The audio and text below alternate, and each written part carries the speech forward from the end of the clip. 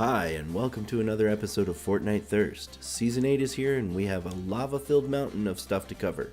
So let's get into it.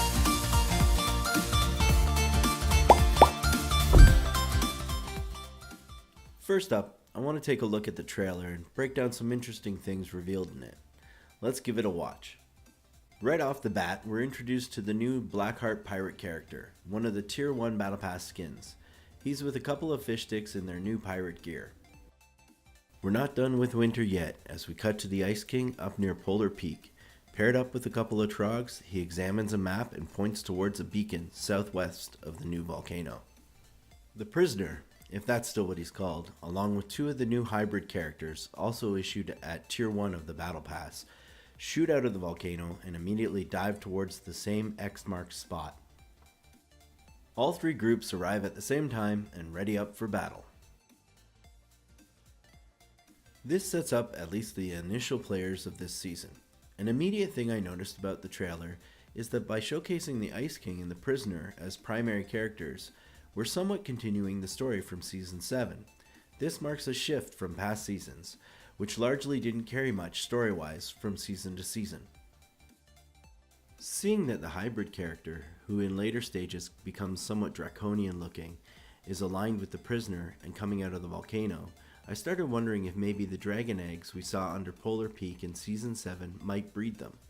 Interestingly, if you fly into the volcano, which takes a little bit of patience as the updraft tends to shoot you out again, you can see the dragon eggs sitting on either side of the throne. I'm not sure how Blackheart plays into all of this, but I did notice that the trailer version of Blackheart is not the younger, beardless version you get in the Battle Pass, but rather the Stage 3 version where the pirate has grown a nice beard but has lost both a hand and a foot. Judging from Stage 4 of the skin, some limbs aren't the only thing Blackheart loses.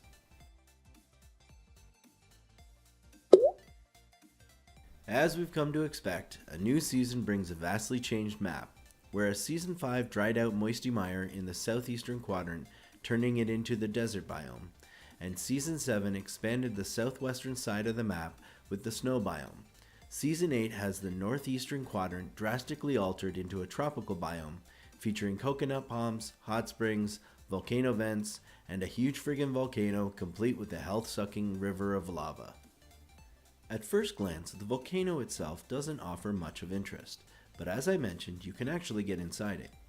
You can dive in from the mouth of the volcano, or you can simply go to the southern face of the volcano where the lava is flowing out of it, and hop inside via some well-placed rocks in the lava. Inside, there are a few chest spawns, as well as the aforementioned throne and dragon eggs. If you're gliding, be sure to stick to the edges, or else you'll be whooshed out the top.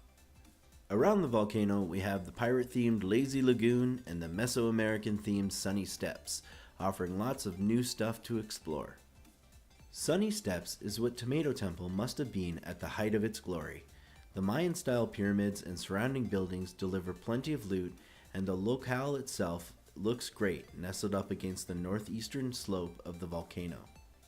Meanwhile, Lazy Lagoon looks like it's right out of a Disney theme park. A collection of buildings and a fully stocked pirate ship provide lots of loot. Additionally, there are a number of new canon items here, but more on that in a minute.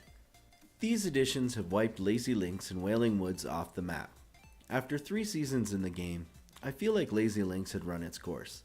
That said, chopping Wailing Woods, one of only a handful of original map locations left, is sure to be met with some grumbles. But still, getting a volcano in its place does help soothe the pain. There are a number of other minor spots around the new areas, including a new airplane hangar, absent of any airplanes, and a desolate-looking sulfuric hot spring spot. I'm not going to go into any detail, but they're definitely worth exploring. It looks like Epic has not given up on showcasing user-created locales, and has thus kept the block, but moved it to the west where the old motel used to be. It's still early days, so we've yet to see what Epic's going to bring to the item shop, but if you've picked up the Battle Pass, as most surely did with last season's free giveaway, here's what you'll get for skins. Out of the gate, you'll get both Blackheart and Hybrid, offering unlockable styles earned by gaining XP. At Tier 23, you get Sidewinder, a female Indiana Jones looking character that fits in with all the other snake themed stuff in this season. I don't love this skin for one stupid reason. Everyone knows Indy hates snakes. When you hit tier 47, you unlock Peely, one of the most bizarre skins we've seen in the game. The humanoid banana is reactive and ripens over time in a match. Tier 71 unlocks what is currently my favorite new skin so far revealed in the season, Ember. She looks like a drow or a dark elf with flaming hands. In the artwork provided by Epic, she's depicted with a composite bow, so perhaps we'll see it get added later in this season. At tier 87, you'll get Master Key, with his ultimate masked style unlocking 12 tiers later at tier 99. And that leaves us with the tier 100 skin Lux, Fortnite's first female tier 100 skin. I've heard it being derided for not being quite as stunning as some of the previous tier 100 skins, but to be honest, it's nice to have a tier 100 skin that isn't some giant man thing that makes a huge target on the battlefield. Like last season's Ice King, Lux has various styles that unlock with the number of opponents you outlast. As of the start of Season 8, Epic has vaulted several vehicles, removing the X4 Stormwing planes, the shopping cart, and the ATK golf cart. Also removed were a couple of the winter-themed items, the Sneaky Snowman and the Chiller Grenade. We've been given the all-new Pirate Cannon to play with though, and it looks like a lot of fun. Though a bit cumbersome, you can push it around and fire cannonballs at enemies or builds, but even more fun, you can use it to shoot yourself a solid distance through the air. Back in the lobby, the Challenges tab has been drastically overhauled, with challenges organized in a much cleaner and more visual way, including more obvious indicators for challenges that have been completed.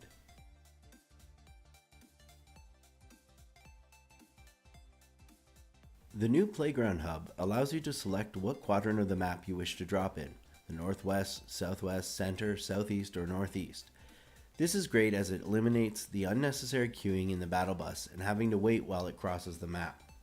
I'm starting to think that Creative and Playground might be merging interfaces in the future, as the Playground Hub looks very much like the Creative Hub now. And while it doesn't include access to your private Creative Island, the newly designed Playground Hub does allow you to enter the featured Creative Islands directly. Merging the two would be a smart move, as these overlap in concept quite a bit, and having them as two separate modes seems clunky. Overall, I'm loving the look and theme of Season 8.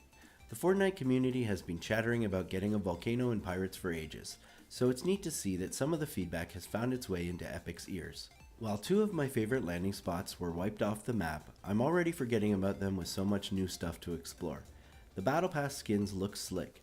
I wish there were a couple more dance emotes in the Battle Pass, in place of pets or the effectively unused emoticons, but overall a solid offering, especially for the price tag. Rotating around the map without as many rifts and airplanes is taking some getting used to, but the new volcano vents and nearly new drift boards provide options other than 2 feet in a heartbeat. So what about you? Do you like the new skins? What's your favorite new location? Anything bugging you about the changes? Let me know your thoughts in the comments. Well, that's it for me. As always, like and subscribe for more content. This is my first video in this style on the channel. I'm hoping to do more, so any feedback is much appreciated.